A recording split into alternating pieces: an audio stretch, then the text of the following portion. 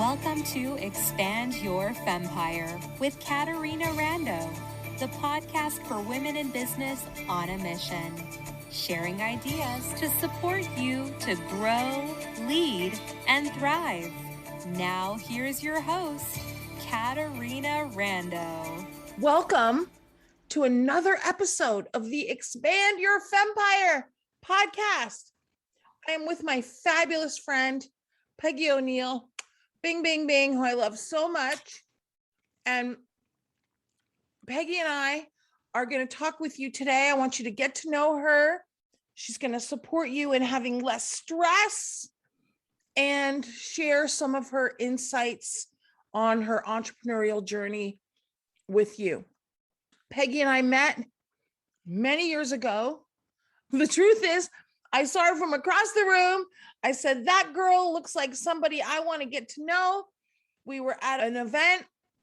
We started dancing together and we've been friends for, I don't know, Peggy, how long's it been? 15 years maybe ish? Yes. And this is somebody that you're going to want to get to know. Peggy, before I ask you about your entrepreneurial journey, let's start by having you share a little bit about yourself so people get to know you before we talk more. Okay. So, hi, everybody. I'm so happy to be here, and I am looking forward to sharing with you and hanging out with Caterina. I always love that. So, a little bit about me. I am a little person. One thing, I'm standing up, I'm sitting down. It doesn't change too much for me.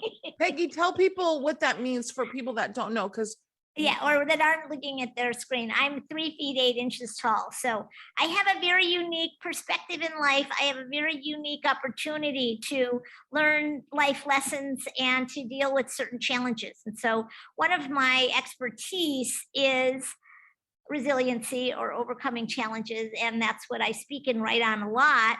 It also gives me a really great inroads to talking to, and I'm a speaker, so I do speaking. I'm similar to Caterina. I speak and write. I do a lot of work in corporations. I have done anti-bullying programs for over 100,000 kids. And so the diversity inclusion thing, I have a great platform for that because I'm not the Hispanic person or the Black person. I'm the little person, which they never get a chance to have a little person. So, if they want to do something new, I'm the great choice. Anyway, I had a couple careers. I got a degree in education, and then I got a degree in photography. And this was part of my entrepreneurial journey. I'm going to insert here is that when I was a month ready to graduate from photography, which was extremely hard for me because we use big, big equipment in the studio. There's these huge lights and heavy stands. And I mean, even if you're a 6 foot tall guy, it's hard. And it was super hard for me. And every month, every semester, I wanted to drop out. My friends kept saying, you're so talented, just keep going. And I did. And I kept saying the 4 most powerful words any entrepreneur can say, which are, I can do it. And I kept saying that. And I made it. And a month before graduation, the dean called me in his office and he said, guess what? Nobody's going to hire you because you're a little person. And I was like, oh, thanks for telling me after 4 years and $100,000 of tuition. And the truth is, he only got there in my 7th semester, and he was an idiot. So, but the thing is that I was not an empowered person at that time, and I internalized his voice, and I started telling myself, I'll never get hired. And so when I go think about going to an ad agency, I graduated and I had a beautiful portfolio. And I think about going to show my portfolio to ad agency. When I think about going to open a photo studio or even be an assistant to another photographer, I hear that voice in my mind, and really taught me a very, very, very important lesson in life about paying attention to what your critical voice is saying and silencing it when it's telling you you can't do something that your heart is in, telling you that you can't do really anything because anything's possible. So I hope that that fit into both my entrepreneurial and also my tenacity. So anyway, I did not become a photographer, and serendipitously, I went on to become a speaker. And so I don't know about destiny or something, but I have a beautiful gift to be able to articulate well and to connect with people well. And I have so much life experience that is helpful for other people because I've had so much support and so much resiliency and so much insight that I've been able to overcome so many challenges. And now I share those with other people. So lucky you're here with me and Caterina. Yay. You know, Peggy, I don't think I know the answer to this question. How did you get started with speaking? Oh, well, that's a good question. After I dropped out of photography, I did become a psychotherapist. I found out that I had a gift with that also. And I was working on myself a lot then. I had a suicidal crisis in my mid-30s. And I started to do some therapeutic spiritual work and found out that I had a knack for it. So I went to school, I became a therapist, and I was talking to my good friend Marcy Scheimoff, which she lives up in your area. Many of your folks probably know her. And I told her, she and I went to college together and we had stayed good friends. And I mentioned to her that I was going to go and do a workshop to get people to come to me for therapy. And she said, Peggy, your dharma is to be a speaker. Come with me next week to the National Speakers Association's national conference. And that was probably like 2 years before I met you there. So anyway, I went and I just kept watching the people up there and going, I can do that. And then I can do it, right? And then I came home and I wrote my story and I wrote a brochure and I started speaking for free. And I did that for a couple of years. And then I went on to this, that, and the other thing. So I got there because Marcy saw potential in me and she supported me. And I said, yes. That's beautiful. I love that story, my friend. Yeah. And I want to say on your entrepreneurial journey that Yes. you also have been a restaurant owner. Yes, I have. I was. That came right after college. I'm also a meditation teacher. So I was a meditation teacher, then a restaurant owner, and then a photographer, and then a psychotherapist, and then a speaker and author and coach. So, you know, and now I'm a stress management. I'm going to be a stress management expertise because I have a phone app called Tap for Joy that helps people release stress. I think somebody asked me what I liked of all those jobs, what I liked best. And I said, change. I like change. Because also you're a retreat leader. You got a retreat or 2 or 20 in your future coming up too. I do. Bing, bing, bing. Bing, bing, bing. Yes. My friend. Okay, good. So one of your many areas that you support people in is resilience, stress management. And the truth is, modern life can be stressful, and the entrepreneurial life is dynamic. And sometimes we'll keep the positive spin on it, my friend. Sometimes, and lots of changes. Yes, lots of change, lots of resilience required. Let's do what we can today in our time together to support our listeners in upgrading their resiliency, their stress management. What are a couple of tools that you have to support them? Well, the first one, of course, is Tap for Joy. And that is a phone app. You can get it in the Apple Store. Put in Tap for Joy, it'll come up. And then you can download it. It'll guide you through the process, which I'm not going to do today because you can do it there. And the thing that's great about it is that it's more effective at releasing stress than actually meditation and mindfulness. It actually has been scientifically proven to release deeper levels of stress and actually resolve trauma. So you can work with your most difficult stresses and your most difficult memories. And what it does is to tap, you use 2 fingers and you tap lightly. This is not EFT. This is called faster EFT or Eutaptics. And it's a new and improved version of EFT, and it includes hypnotherapy and NLP. I know you know all the jargon, my friend. Oh, EFT, emotional freedom technique. But you also said NFT, and then you said something else. NLP, neuro-linguistic programming. Okay. Yeah, okay. So right. Faster EFT is a combination of emotional freedom technique with hypnotherapy and with neuro-linguistic programming. And put all those 3 together and simplify the tapping version so that we only tap around our eye and on our collarbone. I did not make this up, Robert Smith did, but the app I did create. and then we grab our wrist. So how tapping works is that when you tap around your eye on collarbone, it stimulates the organs in your center, your tummy and in your torso to create happy chemicals like oxytocin. That's exciting. Yeah. When you think a stressful thought, you create stressful chemicals like cortisol. And when you combine a stressful thought with the tapping, which is creating serotonin and oxytocin, when those two things happen simultaneously, it breaks the old neural pathway of the stressful memory and it creates a new neural pathway. And that neural pathway gets associated with peace and calm, not with stress. So if you had a traumatic experience of falling out of a boat, perhaps, and maybe almost drowning, you can tap out the stress of that. And when you think of it, it won't bring up that fury. Or if something happened with your parents, I mean, so many of us had so many things in our childhood that we don't even classify as traumatic, but actually are, because we stopped the energy flowing inside of our body. And so something emotional development got stuck there, so that when situations come up in our life now, we overreact and we react badly. And that's not so effective. So tapping is really great. Tap for joy, you can get it. Also, we could do some techniques like breathing, like meditation, like yoga. These are all things that I do to help me to stay in my center, so that when I come to my life, the challenges, the obstacles, the frustrations, the difficult people, my own inner stuff, worries and fears that I have, that I'm coming from my best self. I'm going to tell a little breathing super tip. It's more of an instruction. So this breathing is called whiskey breathing. And Whiskey breathing. How fun. it makes you feel the way you feel when you drink a shot of whiskey. It relaxes you. What you can do is just sit quietly. If you might want to close your eyes, we can all do it now together. Let's all take a deep breath in and just exhale. And then on the next inhale, I'm going to count out. We're going to do a 4, 4, 4 breath. So we're going to breathe in for 4, hold for 4, and exhale for 4. Okay? So just close your eyes and let's breathe in.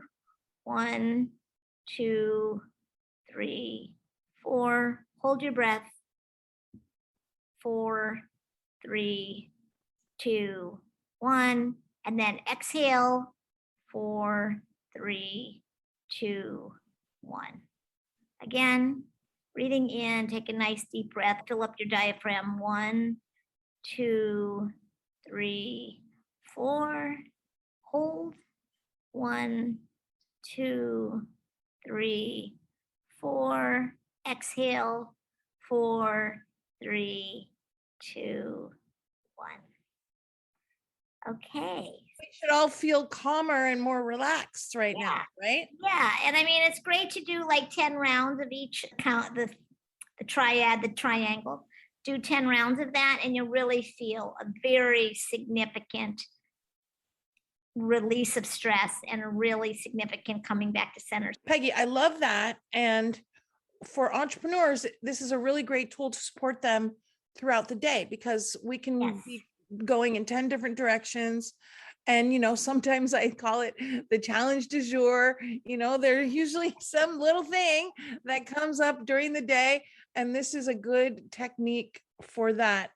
One of the things that I know, that I want to remind our listeners of is that it is important to be aware of your feelings in business during the day. How are you feeling right this moment?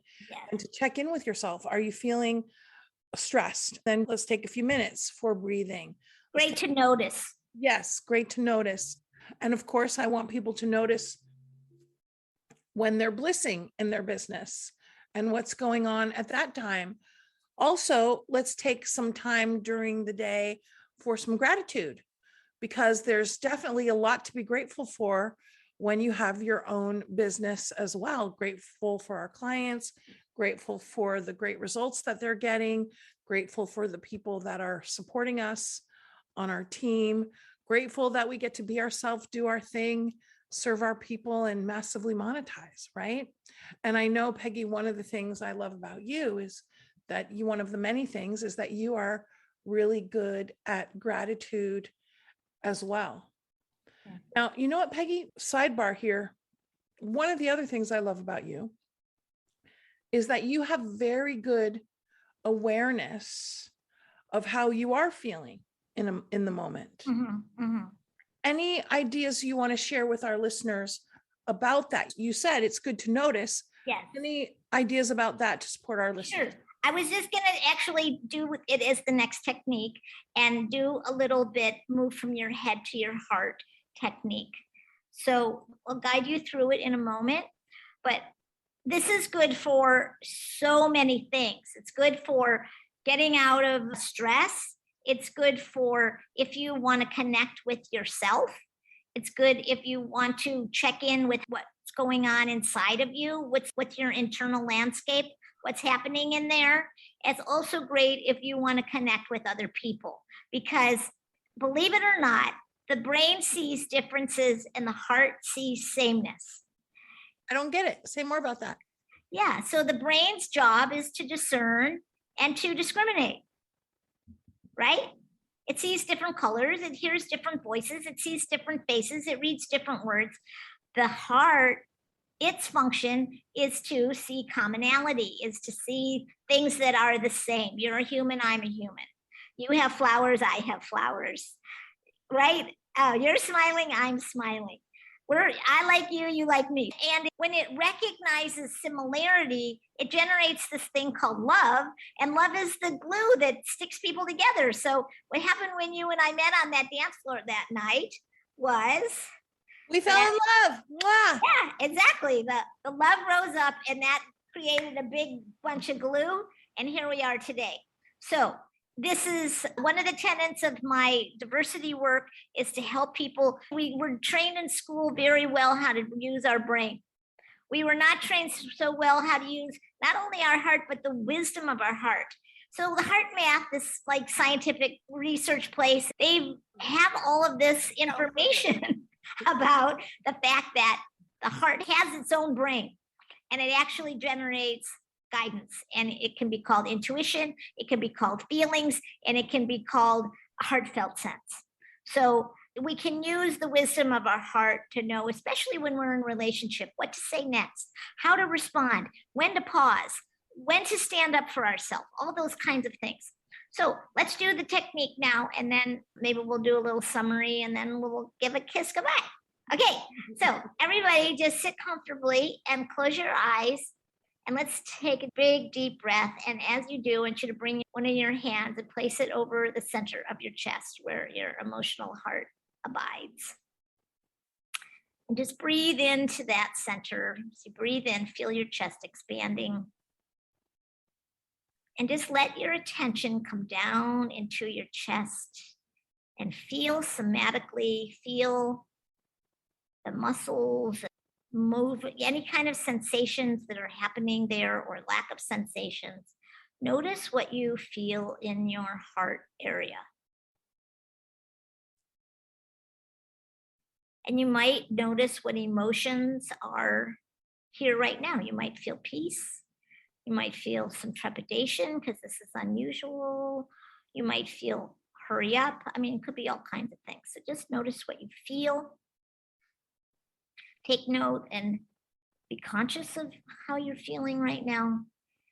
And then the one step more that you can do is to just check in with your heart and ask it a question, and then just listen for the answer. And the question is, how are you doing right now?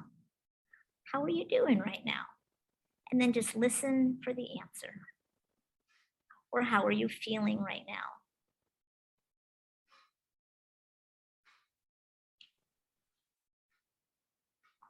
Your heart is feeling less than great.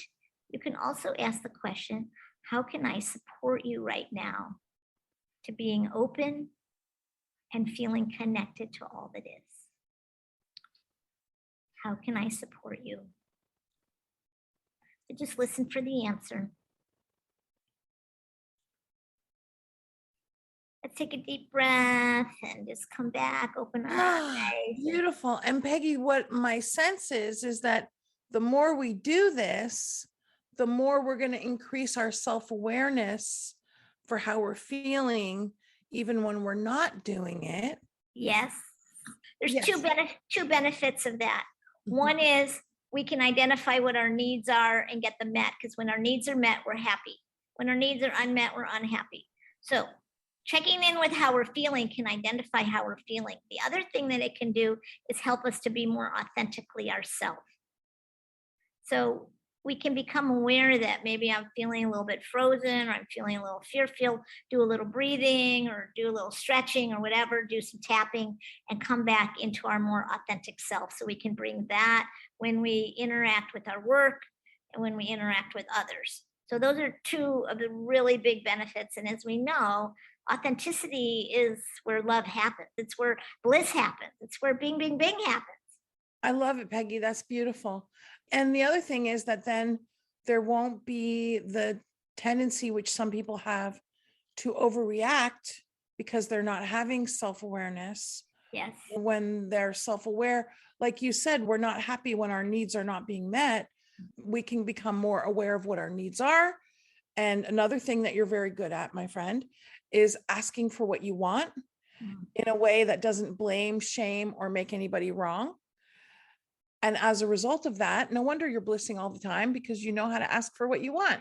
Well, if you honor what you need, you can also present those needs in a way palatable to other people. When you deny your needs and come at it and start blaming people and saying, why didn't you this, or how come you this, Right. that kind of stuff just doesn't honor you, and the other person doesn't feel honored. So they're probably not going to do what you want them to do. And they also get very defensive in those situations. Exactly. So I told you one thing about on my entrepreneurial journey that I use the phrase, I can do it. I think that's a really cool, awesome thing to just really sustain optimism in your journey.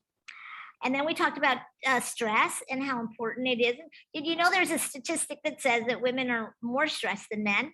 And 33% of the people that go to a doctor have a stress-related disease. So really important to clock down the stress. So tapping can reduce stress, breathing, you can do the whiskey breathing, you can do the heart meditation. Also, you might have your own meditations that you do, which I encourage. So those are a few of the things that I hope will help you on your journey in becoming your awesome self and sharing and monetizing your awesome self. Great. Peggy, wonderful. Now, you know, I love you forever. My question that I would like you to answer is for all of our fabulous listeners. Yes. If they want to get your app, or they want to connect with you. Yes. They want to keep track of you. Yes. How are they going to do that? Okay, well, I have a website, peggyspeaks.com. It's my name and what I do, peggyspeaks.com. And there you can get a free ebook from me called Spring Back, 5 Secrets to Building Resiliency. So if you go to peggyspeaks.com, you can get that ebook and get my 5 tips and read it. And there's some personal stories in there. It's like a mini book. So it's like a really cool thing. And then you can also find out about my corporate work and about inclusion work, Tap for Joy, all of that is there.